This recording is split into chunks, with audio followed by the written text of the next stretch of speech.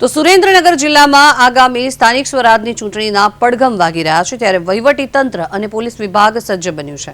શહેરમાં શાંતિપૂર્ણ માહોલમાં મતદાન પ્રક્રિયા પૂર્ણ થાય અને કાયદો અને વ્યવસ્થા જળવાય તે હેતુથી આજે પોલીસ દ્વારા ફૂટ પેટ્રોલિંગ કરવામાં આવ્યું। બી ડિવિઝન પોલીસ મથકના કાર્યક્ષેત્રમાં આવતા 80 ફૂટ રોડ સહિતના સંવેદનશીલ વિસ્તારોમાં પોલીસના ઉચ્ચ અધિકારીઓએ જાતે ઉતરીને નિરીક્ષણ કર્યું।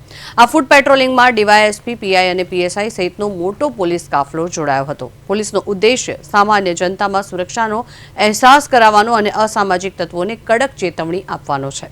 ચૂંટણી દરમિયાન કોઈપણ અનિચ્છનીય ઘટના ન બને તેના માટે પોલીસે અત્યારથી જ વ્યૂહાત્મક તૈયારીઓ શરૂ કરી દીધી છે। પોલીસની આ ત્વરિત કામગીરીને પગલે સ્થાનિકોમાં પણ સંતોષની લાગણી જોવા મળી રહી છે।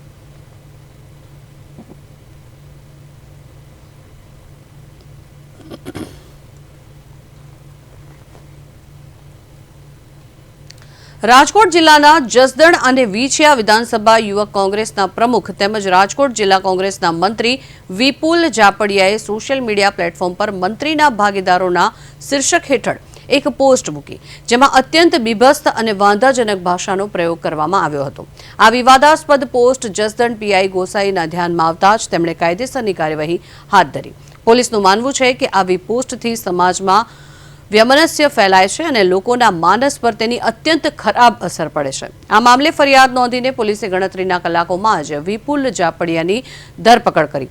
ઉલ્લેખનીય છે કે ચૂંટણીના માહોલ વચ્ચે સોશિયલ મીડિયા પર નજર રાખતી પોલીસ સ્પષ્ટ સંકેત આપ્યો છે કે કોઈપણ પક્ષના કાર્યકર કે નેતા દ્વારા કાયદાનું ઉલ્લંઘન સહન કરવામાં નહીં આવે।